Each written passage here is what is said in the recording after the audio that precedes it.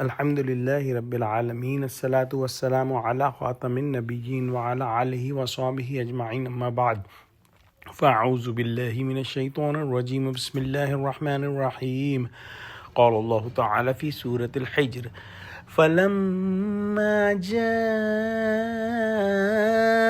آل لوط المرسلون قال إنكم قوم منكرون قالوا بل جئناك بما كانوا فيه يمترون وأتيناك بالحق وإنا لصادقون۔ ترجمہ: پھر جب فرشتے لوط کے گھر آئے تو لوط نے کہا، تم تو ناآشنا سے لوگ ہو۔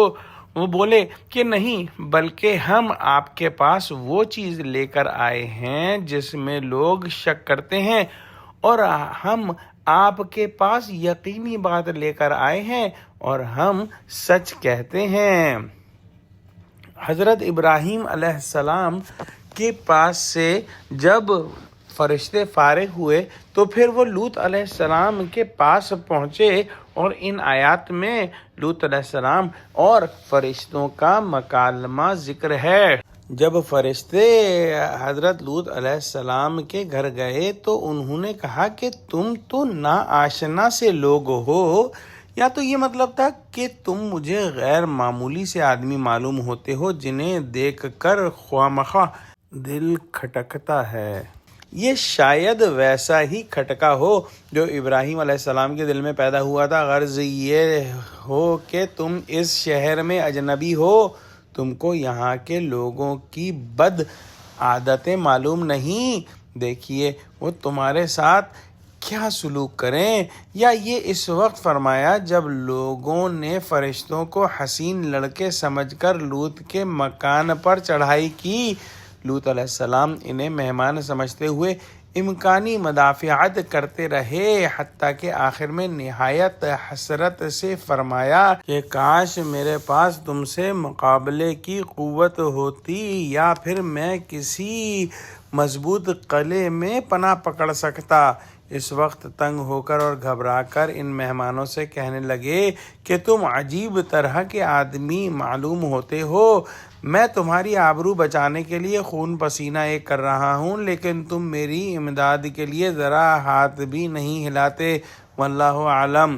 جب یہ بات ہوئی تو حضرت لوط علیہ السلام کو فرشتوں نے تسلی دی کہ گھبراؤ نہیں، ہم جو ہے وہ آدمی نہیں ہیں، ہم تو آسمان سے وہ چیز لے کر آئے ہیں جس میں یہ لوگ تم سے جھگڑا کرتے تھے، یعنی مہلک عذاب جس کی تم دھمکی دیتے اور یہ انکار کرتے تھے۔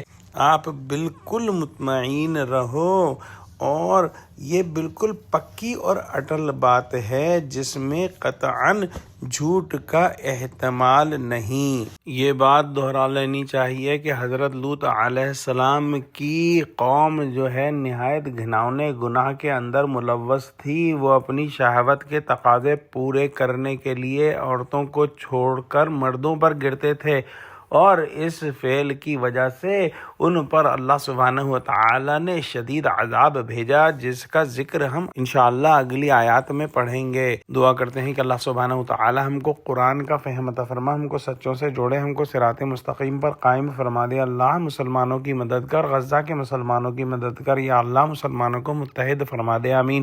وآخر دعوانا الحمد للہ رب العالمین۔ السلام علیکم ورحمۃ اللہ وبرکاتہ۔